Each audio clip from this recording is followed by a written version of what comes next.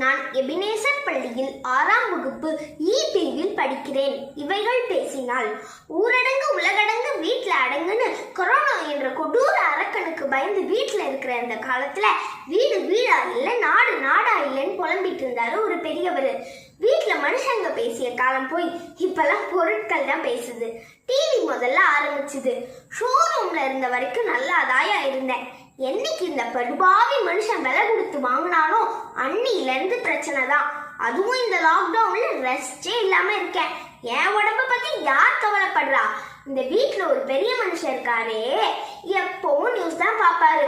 என்னவோ இவர் நியூஸ் பார்த்துதான் கொரோனா திரும்பி சீனாவுக்கே போற மாதிரி பிரேக்கிங் நியூஸ் போட்டேன்னு பிரேக் ஆகி கிடக்குறேன். 7 மணி ஆகக்கூடாது, விவாதாரம்னு ஒண்ணு வச்சிடறாங்க. 4 பேர் எங்க இருந்துதான் வராங்களோ தெரியல.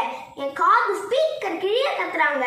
இவர் தான் அடுத்த முதல்வர், அவர் தான் அடுத்த முதல்வர்னு பஞ்சாயத்துக்கு மேல பஞ்சாயத்து. அதுவும் அந்த வீட்டுல ஒரு அம்மா இருக்கே, போட்ட சீரியலையே திரும்ப போட்டாலும் போர் அடிக்காம உட்காந்து பாக்குது. இந்த வீட்டுல 8வது படிக்கிற ஒரு பையன் இருக்கான். அவன் எப்பவும் IPL கிரிக்கெட் தான் பார்ப்பான்.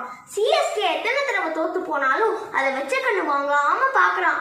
அதுவும் அந்த குட்டி பையன் இருக்கானே, டெய்லி ஷின்சான் பார்க்காம தூங்கவே மாட்டான்.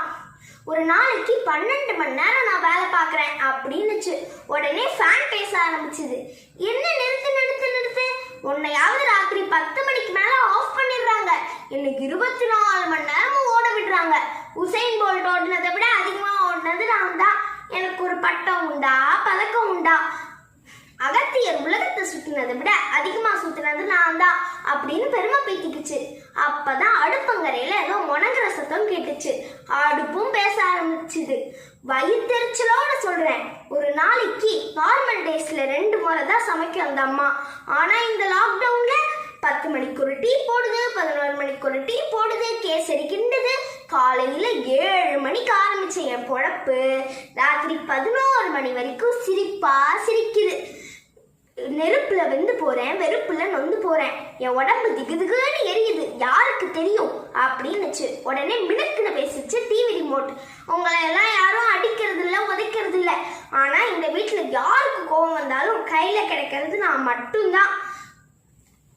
என் உடம்புல பண்ணாத ஆபரேஷனே கிடையாது. என் உடம்புல அங்கங்க ஒட்டு போட்டிருக்கேன்.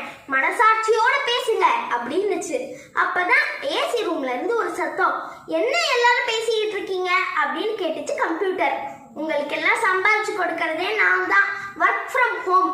என் மேல இருக்கிற பட்டன் எல்லாம் அமுக்கி அமுக்கி என் உடம்பே வலி கண்டு போச்சு அப்படின்னுச்சு. அப்பதான் ட்ரிங்னு ஒரு சத்தம்.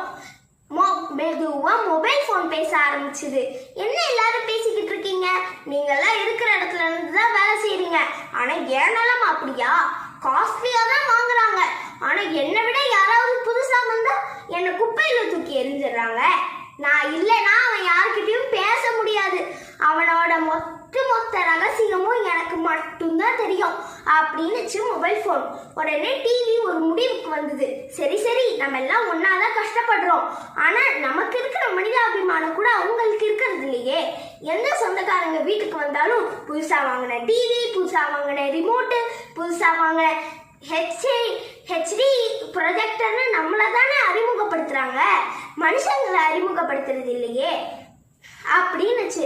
அப்பதான் உடனே வீட்டுக்குள்ள இருந்து வெளிப்பட்டாள் அம்மா. தூங்கிக் கொண்டிருக்கும் கணவருக்கு காஃபி போட சமையல் அறைக்குள் சென்றாள்.